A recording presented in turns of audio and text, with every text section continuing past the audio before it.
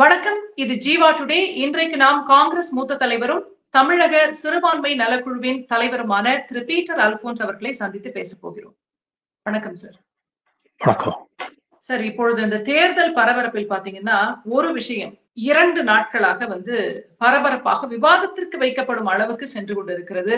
நீங்க பாத்தீங்கன்னா அர்னாப் அவர் என்ன மாதிரியான டாபிக் எல்லாம் டிஸ்கஷனுக்கு எடுப்பாருன்னு தெரியும். நேற்றைக்கு இந்துக்களின் எண்ணிக்கை இந்தியாவில் குறைந்திருக்கிறது, முஸ்லிம்களின் எண்ணிக்கை அதிகரித்திருக்கிறது என்று நேரடியாக ஒரு விவாத தலைப்பை அவர் எடுக்கிறாரு. அதையொட்டி இன்றைக்கு தினமலர் போன்ற பத்திரிகைகளும் அதை ஒரு செய்தியாக வெளியிட்டிருக்கின்றன. இது எதன் அடிப்படையிலான புள்ளி விவரம் என்றால், பிரதமரின் பொருளாதார ஆலோசனை குழு என்று ஒன்று இருக்கிறது. அவர்கள் இந்த புள்ளி விவரத்தை கொடுத்திருக்கிறார்கள். அதுவும் பாத்தீங்கன்னா எண்ணிக்கையில் அல்ல, சதவிகிதத்தில் கொடுத்திருக்கிறார்கள். நீங்க அதை எப்படி பாக்குறீங்க? எதற்காக திட்டமிட்டு இந்த 3 கட்ட தேர்தல்களுக்கு பிறகு அப்படி ஒரு செய்தி விவாதத்திற்கு வைக்கப்படுகிறது? அதன் உள்நோக்கம் என்ன? இல்ல, அதாவது இந்த தேர்தலுடைய பிரச்சாரத்தினுடைய போக்கை நீங்கள் முதல்ல இருந்து கவனித்துக் கொண்டே வந்தீங்கன்னா, மோடி ஒவ்வொரு நாளும் இந்த தேசத்தில் இருக்கிற இஸ்லாமிய சிறுபான்மையினரை இந்த நாட்டினுடைய ஒட்டுமொத்த எதிரிகளாக கட்டமைப்பதற்காக பல்வேறு விதமான தகவல்களை அவர் ஒவ்வொரு நாளும் கொடுத்து கொண்டே வருவார். ஒரு நாள் நிறைய குழந்தைகளை பெறக்கூடியவர்கள் என்று நம்முடைய தேசத்தினுடைய பிரதமரே சொன்னார். அதற்கு பிறகு சொன்னாரு, 2 எருவு மாட்டை வச்சிருந்தீங்கன்னா அதுல 1 எடுத்து இஸ்லாமியர்கிட்ட கொடுத்துருவாங்க, உங்க தாலி செகிலி அடுத்து இஸ்லாமியரிடம் கொடுத்து விடுவார்கள், உங்க சொத்துக்களை எடுத்து இஸ்லாமியரிடம் கொடுத்து விடுவார்கள். இடஒதுக்கீட்டுல பிற்படுத்தப்பட்ட மக்களுக்கு, பட்டியலின மக்களுக்கு, மலைவாழ் மக்களுக்கு உள்ள இடஒதுக்கீட்டை எடுத்து இஸ்லாமியர்களுக்கு கொடுத்து விடுவார்கள். இப்படியே தினசரி இஸ்லாமியர்களை இந்த தேசத்தில இருக்கின்ற ஒரு அந்நியர்கள் போலவும், அவர்கள்தான் இந்த நாட்டில் இருக்கின்ற பெரும்பான்மை இந்துக்களுக்கு அவருடைய முன்னேற்றத்துக்கு தடையாக இருக்கின்றவர்கள், அவர்களுடைய வளர்ச்சிக்கு குறுக்கே நிற்கின்றவர்கள், இந்தியாவினுடைய வருவாயினுடைய பெரும் பங்கை அவர்கள் இந்த நாட்டினுடைய இஸ்லாமியர்களை எடுத்துக்கொள்வதை போல ஒரு தோற்றத்தை கட்டமைப்பதற்காக பிரதமர் ஒவ்வொரு நாளும் ஒவ்வொரு புதிய யுக்தியை கண்டு கொடுத்து. அதுல ஒரு கட்டம் தான் நான் நினைக்கிறேன். இது அதற்கான இன்னொரு விவாத பொருளாக்குவதற்காகவும், இஸ்லாமியர்களை மேலும் அந்நியர்களாக்குவதற்காகவும், அவர்களை பற்றி மேலும் பல்வேறு விதமான தகவல்களை சொல்லி இந்த நாட்டிலே இருக்கின்ற பெரும்பான்மை மக்களுடைய ஆதரவு வாக்குகளை பெறுவதற்காக மோடி அவர்களுடைய அந்த வளையம், அந்த சர்க்கிள் அரவுண்ட் ஹிம் அவர்கள் உண்டாக்கி வைத்திருக்கிற தகவல் தான் இது. பொதுவா இல்ல, ஒரு சின்ன குறுக்கீடு அதையும் நீங்க சேர்த்துக்கோங்க. அதாவது இவர்கள் தொடர்ந்து வைக்கக்கூடிய இது போன்ற குற்றச்சாட்டுகள் அல்லது தரவுகள் எதை நோக்கி கொண்டு செல்கிறது என்றால், நாங்கள் இந்துக்களுக்கானவர்கள், காங்கிரஸ் முஸ்லிம்களுக்கான கட்சி, அவர்களுக்கு முஸ்லிம்கள் மட்டும் இருந்தால் போதும் என்ற ஒரு செய்தியும் தொடர்ந்து கட்டமைக்கப்படுகிறது. அதை மக்கள் நம்பக்கூடிய ஒரு சூழல் இருக்கா? அதை பத்தி சொல்லுங்க. இல்ல, மக்கள் இப்ப நீங்க நிறைய இடங்கள்ல எதிர்த்து கேள்வி கேட்க ஆரம்பிச்சிருக்கிறாங்க. இப்ப மோடி ஆதரவு ஊடகங்கள் சில இடங்கள்ல போய் அவர்களுக்கு மோடிக்கு ஆதரவாக கருத்துக்கள் கிடைக்கும் என்று இளைஞர்களை, இளம் பெண்களை, சிறிய வியாபாரிகளை, நடைபாதையிலே வைக்கக்கூடிய வியாபாரிகள் எல்லாம் பார்த்து பேட்டி எடுக்கின்ற போது அவர்கள் எதிர்பாராத விதமாக அவர்கள் பல விதமான கேள்விகளை அந்த ஊடகத்தில் துறையில் வருகின்றவர்களுக்கே வைக்கிறார். இது இஸ்லாமியர்களை மட்டும் பேசிவிட்டால் நாட்டினுடைய பிரச்சனை தீர்ந்து விடுமா? வேலை வாய்ப்பு என்னாச்சு? மோடி சொன்ன பெட்ரோல் விலை குறைஞ்சதா, டீசல் விலை குறைஞ்சதா? இந்த நாட்டிலே விலைவாசி ஏற்றம் அதிகமாகிக் கொண்டே போகிறது, ஏழைகளுடைய எண்ணிக்கை கூடிக்கொண்டே போகிறது, சில பேர் தொடர்ந்து பணக்காரராய் கொண்டு போகிறார்கள். இதெல்லாம் மோடி ஆட்சியில எப்படி நடக்கிறது என்கிற கேள்விகளை வைப்பது இன்னைக்கு ஒரு பெரிய அளவுக்கு அந்த புரிதலும் அந்த அறிதலும் வந்திருக்கிறது. ஆகவே இனிமேல் தொடர்ந்து அவர்களை ஏமாற்ற முடியும்னு நினைக்கிறேன். அதான் 2வது, ராகுல் காந்தி அவர்கள் மிக வலுவான புள்ளிகளை ஒவ்வொரு நாளும் வைக்கிறார். இன்னைக்கு சொல்லியிருக்காரு, இளைஞர்களை பார்த்து சொல்றாரு, 30 லட்சம் வேலை வாய்ப்புகளை ஆகஸ்ட் மாதத்துல நாங்க இந்தியா கூட்டணி ஆட்சிக்கு வந்தால் அந்த 30 லட்சம் வேலை வாய்ப்புகளை வழங்குவதற்கான முயற்சிகளை துவங்கி விடுவோம்னு சொல்றாரு. அப்ப இளைஞர்களுக்கு நிச்சயமா யோசிப்பாங்க. 30 லட்சம் வேலை வாய்ப்புகள் ஒன்றிய அரசுல இருக்கு, அதை மோடி அரசு போடல.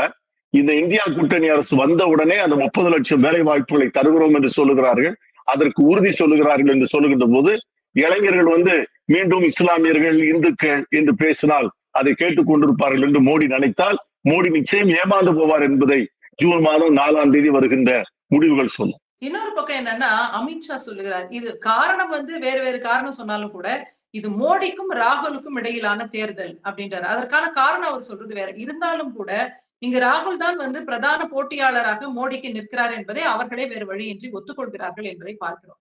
இன்னொரு புறம் பாத்தீங்கன்னா, பிரதமர் சொல்றாரு, உங்களுக்கு லாரியில பணம் வந்துருச்சா? அம்பானி, அதானிய அனுப்பிட்டாங்களா? அப்படின்னு கேட்கிறாரு. பிரதமர் வந்து இப்படி ஒரு தகவலை தேர்தல் பிரச்சாரத்தில் சொல்கிறார் என்றால், அது ஒன்று நம்பகத்தன்மையுடன் கூடிய தகவலாக இருக்க வேண்டும். இல்லை என்றால் அது அவருக்கே ஏற்கனவே நடந்திருக்க வேண்டும் என்று ராகுல் சொல்லிட்டாரு. உங்களுக்கு இப்படித்தான் லாரியில் பணம் வந்ததா? அப்படின்ற கேள்வியை கேட்கிறாரு. கூடவே இன்னைக்கு என்ன சொல்லியிருக்காருன்னா, அப்படியானால் அங்க ரெய்டு அனுப்புங்க. அம்பானி, அதானி வீட்டுக்கு அங்கிருந்து லாரியில எனக்கு பணம் வந்ததுன்னா, நீங்க ஏன் அவர்களுக்கு ஒரு ரெய்டு அனுப்பக்கூடாது? அப்படின்னு கேட்கிறாரு. என்ன நடக்குது இங்க? உண்மையிலேயே வந்து அம்பானி, அதானிகள் எல்லாம் வந்து ராகுல் பக்கம் சாய்ந்து விட்டார்களா? தேர்தல் முடிவை தெரிந்து கொண்டு பிரதமர் அந்த கோபத்தில், ஆதங்கத்தில் பேசுகிறாரா? என்ன நடக்குதுன்னு கொஞ்சம் சொல்லுங்களேன். உங்களுக்கு நிச்சயமா காங்கிரஸ் மேலிடத்தில் நடக்கிற இல்ல இல்ல, தகவல். அதாவது அதுல வந்து மோடி வந்து அவர் நிலை குலைந்து போயிருக்கிறார். அதுதான் வந்து நீங்க வந்து இதை போன்று பேசுவதற்கெல்லாம் காரணம். அவர் இதுவரைக்கும் 10 வருடம் ஆட்சியில் இருக்கிறார். ஒரு நாளும் அதானி, அம்பானி என்கிற வார்த்தைகளை வந்து பப்ளிக் டிஸ்கோர்ஸ்ல அவர் பயன்படுத்தியதே இல்லை. ஒரு அறைக்குள்ளே வேண்டும் என்றால் அவர்களை பற்றி பேசுவாரே ஒழிய பொது தளத்துல, பொது மேடைகளை அவர்களை வந்து தனக்கு நெருக்கமானவர்கள் என்று காண்பித்துக் கொள்வதற்கு எதையுமே செய்ய மாட்டார் மோடி. ஆனா இன்னைக்கு அவர் வாயிலிருந்து அதை போன்ற வார்த்தைகள் வருகிறது என்று சொன்னால் அதுக்கு என்ன காரணம் நான் நினைக்கிறேன்னா, அவருக்கு எதை வந்து காங்கிரஸ்க்கு எதிராக வைப்பது என்கிற அந்த புரிதலும் அந்த ஒரு தெளிவில்லாத சூழ்நிலையில வாய்க்கு வந்ததையெல்லாம் பிரதமர் வந்து உளர ஆரம்பித்து விட்டார் என்று நான் சொன்னா அவர் வைக்கின்ற பதவிக்கு அது சரியான வார்த்தையாக இருக்காது. நம்முடைய பிரதமர், எனக்கும் பிரதமர், உங்களுக்கும் பிரதமர், அந்த தோல்வியினுடைய முகத்தை அவர் நேருக்கு நேராக பார்க்கின்ற போது நிலை தவறி பேசுகிறார். எதை பேசுவது என்று தெரியாமல் பேசுகிறார். அதாவது எதை தின்றால் பித்தம் தெளியும் என்று அலைவார்கள் என்று நம்ம வீட்டுல ஒரு பழமொழி சொல்வார்கள். அதை போல எதை சொன்னால் காங்கிரஸ் மீது மக்கள் வந்து தவறாக நினைப்பார்கள். ஏன்னா மோடி, அம்பானி, அத்தானியிடம் ராகுல் காந்தி பணம் வாங்குகிறார் என்று சொன்னால் மக்கள் நம்புவாங்கல்ல. கேப்பையிலே நெய் விடுகிறது என்று சொன்னால் கேட்பவனுக்கு புத்தி வேண்டும் என்று சொல்வார் நம்ம ஊர்ல. அதை போல இவர் சொல்லுகிறார் என்று சொன்னால் அதை யார் நம்புவார்கள்? நான் என்ன சொல்றேன், இன்னைக்கு பாஜகவிலே இருக்கின்றவர்களே இதை ஏற்றுக்கொள்ளவில்லை. எனக்கு விவரம் தெரிந்து சில நண்பர்கள் மோடியினுடைய பக்தர்கள், மோடிதான் பிரதமராக இருக்க வேண்டும், அவர் ஒரு ஸ்ட்ராங் லீடர், அப்படி எல்லாம் பேசிக் கொண்டிருக்கின்றவர்கள் கடந்த 10 நாட்களாக இப்படிப்பட்ட ஒரு மனிதரை அல்லவா இந்தியா பிரதமராக பெற்றிருக்கிறது என்று வருத்தப்படுகிறார்கள். அதாவது அந்த பிரதமர் என்கிற அந்த தகுதிக்கும் அந்த தராதரத்திற்கும் கொஞ்சம் கூட பொருத்தம் இல்லாமல் ஒரு இம்மெச்சூர்டு பாலிட்டிஷியன் மாதிரி அவர் பேசுகின்ற போது நமக்கு வந்து வருத்தமாக இருக்கிறது. ஏன்னா அவர் உட்கார்ந்து இருப்பது இந்தியாவினுடைய பிரதமருடைய நாட்கள். அதுல பெரிய ஆளுமைகள், ஜாம்பவான்கள், உலகமே வியந்து பாராட்டிய தலைவர்கள் எல்லாம் உட்கார்ந்த இடத்துல உட்கார்ந்து இருக்கிற அந்த மோடி அவர்கள் அந்த பதவிக்குரிய கண்ணியத்தோட அவர் பேசாம ஒவ்வொரு முறையும் வாய்க்கு வந்ததை எல்லாம் பேசுகிறாரே அப்படின்னு நினைக்கின்ற போது திடீர்னு சொல்றாரு நம்முடைய குடியரசுத் தலைவர் கருப்பு நிறம் என்று பேசுகிறார்.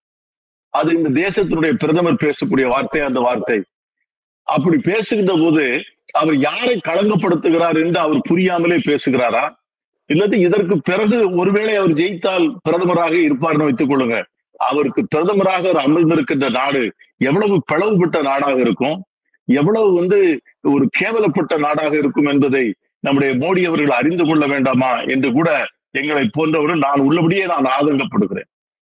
இது வந்து இந்த 90 நாள் கேம்பெயின் வச்சாரு பாருங்க, அதுலதான் இவர் எக்ஸ்போஸ் ஆயிட்டார்.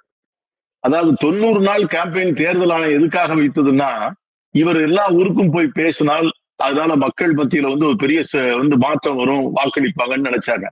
ஆனா இந்த 90 டேஸ் கேம்பெயின் வந்து exposed the prime minister. And அவருக்கு சொல்வதற்கு ஒண்ணும் இல்ல, மெட்டீரியல் இல்ல, the man has no ideas, the man has no vision, the man has no achievements to speak to people. இத மாதிரி வந்து அவர் ஸ்டாண்ட்ஸ் எக்ஸ்போஸ்ட். அதனாலதான் வந்து இந்த 90 நாள் கேம்பெயின் அவங்க போட்டதே இப்ப அவங்களுக்கு விரோதமா போயிருக்குன்னு நினைக்கிறேன். சரி, இன்னொரு விஷயம் பாத்தீங்கன்னா, இன்றைக்கு பரபரப்பாக பேசக்கூடிய இன்னொன்று, அம்பானி, அதானி பற்றி இந்த பேச்சு வந்தவுடன் இருவரும் மாறி மாறி பேசியவுடன் அடுத்த நாள் பிரதமர் பிரச்சாரத்திற்கே போகவில்லை. ஒருவர் வந்து தொலைக்காட்சி இந்த நிகழ்ச்சிகள் தொடர்பான ரெக்கார்டிங் இருக்கிறதுனால அவர் போகல அப்படின்னு சொன்னாலும், அவர் ஏன் போகவில்லை என்பது ஒரு கேள்வியா வைக்கப்படுகிறது. அப்படியானால் உள்ளுக்குள் அங்கே ஏதோ நடந்திருக்கிறது என்ற ஒரு சந்தேகம். இன்னொரு புறம் பார்த்தால் அவர் தொடர்ந்து நம்ம ஆரம்பத்துல பேசணும் இல்லையா, ஒவ்வொரு தேர்தலையும் 2014 அவர்கள் ஆட்சிக்கு வர விரும்பிய போது மோடியால் தான் ஒரு வளர்ச்சியை தர முடியும். மோடி வந்து வளர்ச்சியின் நாயகன் அப்படின்னாங்க. ஆண்டுக்கு 2 கோடி வேலை வாய்ப்புன்னாங்க. அடுத்தது 2019 பாத்தீங்கன்னா இதே போன்ற ஆட்சி தொடர வேண்டுமானால் மோடிக்கு இன்னொரு ஒரு 5 ஆண்டுகளை கொடுங்கள் என்று கேட்டார்கள். ஆனா இப்ப அவர்கள் அது மாதிரி எதுவுமே கேட்கவில்லை. அவர்கள் என்ன சொல்கிறார்கள் என்றால், இந்த இந்து முஸ்லிம் பிரிவினையை அதுதான் இப்போ முக்கியமான அஜெண்டா இந்த தேர்தல்ல எதுன்னா அததான் அவர்கள் முன்வைக்கிறார்கள். அதற்கு அடிப்படை காரணம் என்ன? வேறு எதுவுமே அவர்களுக்கு இந்த தேர்தலில் இல்லையா? இதை வைப்பதன் மூலம் என்ன ஆதாயம் அடைய அவர்கள் நினைக்கிறார்கள் அப்படின்னு சொல்லி. இல்ல, அதாவது அவர் என்ன நினைக்கிறாருன்னா, இந்த நாட்டில் இருக்கிற 82 விழுக்காடு இந்துக்களுக்கு உள்ள கட்சி பாஜக, அவர்களுடைய தலைவன் நான். இந்த நாட்டில் இருக்கிற இஸ்லாமியர்களுக்கு நெருக்கமான கட்சி காங்கிரஸ் கட்சி. அவர்களுக்கு வேண்டிய தலைவர்கள் வந்து ராகுல் காந்தி. ராகுல் காந்தியும் காங்கிரசும், இன்னும் ஒருபடி அதிகமாக சொன்னால் இந்தியா கூட்டணியில் இருக்கின்ற மற்ற கட்சிகள், இவர்கள் எல்லோருமே இந்துக்களுக்கு விரோதிகள். இவர்கள் முழுக்க இஸ்லாமியர்களுக்கு ஆதரவாகவும் இந்த நாட்டில் இருக்கிற மத சிறுபான்மையினருக்கு ஆதரவாகவும் செயல்படுவார்கள் ஒழிய, இந்த இந்துக்களுக்கு கிடைக்க வேண்டியதெல்லாம் எடுத்து இவர்கள் கொடுத்து விடுவார்கள். அதை நான் மோடி உயிரோடு இருக்க வரைக்கும் நடக்காதுங்கிறார். அந்த வார்த்தையை அடிக்கடி சொல்றார். நான் உயிரோடு இருக்கின்ற வரை இது நடக்காது. ஏதோ ஒரு நம்ம ஊர்ல சொல்லுவான், புலி வருது பயந்தவங்க எல்லாம் என் மேல வந்து படுத்துக்குங்க அப்படின்னு சொல்ற போல, இவர் ஒரு மக்களை பயம் காட்டுகிறார், பூச்சாண்டி காட்டுகிறார்னு சொல்லுவான் எங்க ஊர்ல. ஒரு சின்ன புள்ள வெளியே போயிடாத, பூச்சாண்டி புடிச்சிட்டு போயிடுவான். இந்திய வாக்காளர்களை அப்படி எடை போட்டார் என்று சொன்னால் மோடி அவர்கள் ஏமாந்து போவார்கள். இந்திய வாக்காளர்கள் மிகப்பெரிய புத்திசாலிகள். ஒவ்வொரு ஆண்டும் அவர்கள் பார்த்துதான் வாக்களிக்கிறார்கள். நீங்க சொன்னது போல 2014 வளர்ச்சியை நோக்கிய ஒரு அரசு வேணும். கரப்ஷன் சொல்லி ஒரு பெருசா ஒரு மீடியா ஒரு ஹப் பண்ணி வச்சிருந்தாங்க, ஒரு ஹைப். அதுல அண்ணா ஹசாரே போன்ற ஒருவர் அரவிந்த் கெஜ்ரிவால், இந்த கிரண் பேடி, இந்த பாபா ராம்தேவ், இவர்கள்லாம் ஒரு பெரிய கரப்ஷன் குருசேடர்ஸ் மாதிரி தங்களை பண்ணி அதனுடைய மொத்த வாக்குகளையும் அறுவடை செய்யக்கூடிய ஒரு சூழ்நிலையை மோடிக்கு உருவாக்கி கொடுத்தாங்க. 2019 புல்வாமா அட்டாக் வந்தது. தேசத்தினுடைய பாதுகாப்பு, பாகிஸ்தானை அட்டாக் பண்ணி அதை கவுண்டர் பண்ணி அது மேல யுத்தத்தை தொடங்குவதற்கு ஒரு ஸ்ட்ராங் பிரைம் மினிஸ்டர்ங்கிற மாதிரி ஒரு இமேஜை உண்டாக்கி பண்ணார். இன்னைக்கு அந்த பிம்பம் எல்லாம் கலைந்து இன்னைக்கு அவர் போட்ட அவ்வளவு மேக்கப், அவர் போட்ட ஒப்பனைகள்லாம் இன்னைக்கு அந்த இன்னைக்கு அவர் எக்ஸ்போஸ் ஆன உடனே அந்த பாஜக மேலே இருக்கிற அழுக்கு தேமல்கள் தெரிய ஆரம்பித்திருக்கின்றன. அந்த makeup is washed away and நம்ம பார்க்க முடியுது. அதுல உள்ள உடம்புல இருக்கிறது பூரா தேமல்களும் தொற்று நோயினா இருக்கிறதே ஒழிய அதுல இயற்கையாக ஒளி வீசக்கூடிய எந்த விஷயமும் அங்க இல்லை அப்படிங்கிற முடிவுக்கு மக்கள் வந்திருக்கிறாங்க. ஆகவே இந்த தேர்தல்ல நான் நினைக்கிறேன் ஜூன் 4ங்கிற தேர்தல் முடிவு உலகத்தினுடைய ஜனநாயகத்திற்கே ஒரு பெரிய பாடம் சொல்லி கொடுக்கின்ற தேர்தலாக இருக்கும் என்று நான் நினைக்கிறேன்.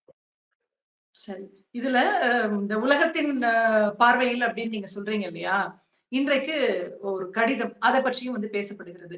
மூத்த பத்திரிகையாளர் ஹிந்து என் ராமும், முன்னாள் உச்ச நீதிமன்ற நீதிபதி மதன் பி லோகூர், அதற்கப்புறம் டெல்லி உயர்நீதிமன்ற நீதிபதி அஜித் பி ஷா, இவங்க 3 பேரும் சேர்ந்து கையெழுத்திட்டு ஒரு கடிதத்தை பிரதமர் மோடிக்கும் ராகுலுக்கும் அனுப்பி இருக்கிறார்கள். அதாவது நீங்க இருவரும் மாறி மாறி பல பிரச்சனைகளை பற்றி பேசுகிறீர்கள்.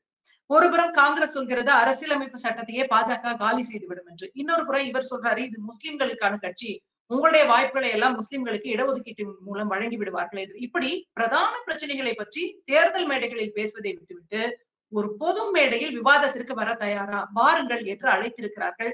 இதை நீங்க எப்படி வரவேற்கிறீங்களா? இல்ல அப்படி அழைத்தால் பிரதமர் மோடி வந்து விடுவாரா? நீங்க இதை பற்றி உங்களுடைய கருத்து என்ன? அமெரிக்கா போன்று இருக்கக்கூடிய அதாவது இந்த அழைத்திருக்கக்கூடிய 3 பேருமே இப்படிப்பட்ட விவாதத்தை நடத்துவதற்கு தகுதியான நபர்கள் தான். ஒரு ஹிந்து ராம் அவர்களோ மதன்லால் லோகூர் அவர்களோ அந்த டெல்லி உயர்நீதிமன்ற நீதிபதி அவர்களோ ஒரு பால் போடாமல் நியாயமாக நின்று அந்த விவாதத்தை நடத்தக்கூடியவர்கள் தான்.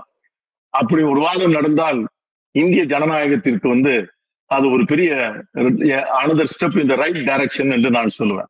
இன்னைக்கு அமெரிக்கா குடியரசுத் தலைவர் தேர்தலில் குடியரசுத் தலைவருடைய வேட்பாளர்கள் 2 பேரும் பொதுமக்கள் முன்னால் ஊடகங்கள் முன்னால் உட்கார்ந்து அவர்கள் கேள்விகளுக்கு பதில் சொல்வதும் எதிர்த்து ஒருத்தர் விவாதங்களை முன்வைப்பதும் அதை மக்கள் பார்த்து அதை ரேட்டிங் போடுவதெல்லாம் ஒரு ஆரோக்கியமான ஜனநாயகத்திற்கான ஒரு நல்ல வழி என்பதில் எனக்கு மாற்று கருத்து இல்லை. ஏன்னா அந்த டெமோக்ரஸியே வந்து it is a system by discussion. ஆகவே 2 பிரதான கட்சிகளுடைய தலைவர்கள் தேர்தல் நேரத்தில இதை போன்ற ஒவ்வொன்றையும் மாறி மாறி சொல்லுகின்ற போது 2 பேரும் ஒரே இடத்துல தோண்டி ஒரு நடுநிலையாளர்கள் 2 பேரையோ ஒருவரையோ வைத்து அவர்களுக்கு முன்னால் வாதம் நடப்பதையும் அதை இந்தியாவில் இருக்கிற அத்தனை கோடி மக்களும் தொலைக்காட்சியில பார்ப்பதும் இந்திய ஜனநாயகத்திற்கு வந்து ஒரு பெரிய ஒரு வரவேற்கப்பட வேண்டிய ஒரு முயற்சி. ஆனா நான் வந்து ஐ எம் 100% ஷுவர் மோடி அதை ஏற்றுக்கொள்ள மாட்டார். ஏன்னா அவருக்கு வந்து அவருடைய வாழ்க்கையில அவர் பிரஸ் மீட்டே நடத்துறது இல்லையா. நீங்க வந்து பாராளுமன்றத்துல கூட கேள்விகளுக்கே பதில் சொல்லாத பிரதமர் அவர் தான். வழக்கமா பிஎம் ஆபீஸ்ல ஏதாவது ஒரு கொஸ்டினுக்காக சும்மா பதில் சொல்லுவாங்க. ஏன்னா அது ரெஸ்பெக்டிங் தி பார்லிமெண்டரி ப்ரொசீஜர். எந்த கேள்விக்கும் எந்த கவன ஈர்ப்பு தீர்மானத்திற்கும் எந்த ஒத்திவைப்பு தீர்மானத்திற்கும் நம்பிக்கையில்லா தீர்மானத்திற்கு மட்டும்தான் பதில் சொல்ல வருவார். அப்படிப்பட்ட பிரதமர் தன்னுடைய 10 ஆண்டு கால ஆட்சியில ஒரு நாள் கூட ஒரு பத்திரிகையாளர் சந்திப்பு நடத்தல. அப்படி பத்திரிகையாளர் சந்திப்பே நடத்தாத ஒருவர் இதை போன்ற ஒரு வாதத்திற்கு பொது வாதத்திற்கு எப்படி வருவார்? 2வது அவரால் வந்து எதிர்கொள்ள முடியாது. நீங்க பாத்தீங்கன்னா கரண் தாப்பர்னு ஒருத்தர் தான் அவர் ஒரு தடவை நேரடியா கேள்வி கேட்கின்ற போது அவர் வந்து கேட்க 3வது கேள்விக்கே பதில் சொல்ல முடியாம நோ அப்படின்னு சொல்லி மைக்க பிடிங்கி வெளியே போட்டு போயிட்டார். அமெரிக்காவுக்கு போயிருந்த போது கூட பைடனும் அவரும் இன்டர்வியூ கொடுக்கும் போது கூட 2வது கேள்விக்கு அவர் பதில் சொல்ல மாட்டேன்னு சொல்லிட்டார். ஆகவே என்றைக்குமே கேள்விகளுக்கு வந்து அவர் முதலமைச்சராக இருக்கின்ற போதும் சரி, பிரதமராக இருக்கின்ற போதும் சரி, கேள்விகளுக்கு பதில் சொல்லாதவர் யாரும் கேள்வி கேட்டு அவரால் பதில் சொல்ல முடியாது. ஏன்னா அவருக்கான கேள்வி சொல்லக்கூடிய பதில் சொல்லக்கூடிய சரக்கு அவர்கிட்ட இல்லைங்கிறது அவருக்கும் தெரியும். அதான் அதனால வரமாட்டார். ராகுல் Gandhi may be willing to come. அது வந்து எனக்கு நினைக்கிறேன் அவர் வந்து may be willing to accept the offer. ஆனா நிச்சயமாக மோடி அவர்கள் ஒத்துக்கொள்ள மாட்டார். அதுக்கு என்ன சொல்றாருன்னு பார்க்கலாம். சரி, அவங்கதான் வந்து இவரை உங்களுடைய தலைவரை வந்து பப்புன்னு சொல்றாங்க. நீங்க வந்து பிரதமர் மோடி வரமாட்டாரு அப்படின்னு சொல்றீங்க. இல்ல அது இது மாதிரி ஒரு நடந்தாத்தானே தெரியும் யாரு உண்மையிலேயே வந்து யார்கிட்ட சரக்கு இருக்கு யார்கிட்ட சரக்கு இல்லை அப்படிங்கிறது. இதை போல 2 பேரும் எதிரெதிர உட்கார்ந்தாதானே தெரியும். அதை போன்ற ஒரு வாய்ப்பு நமக்கு பார்ப்போமே, கிடைக்குதான்னு பார்ப்போமே.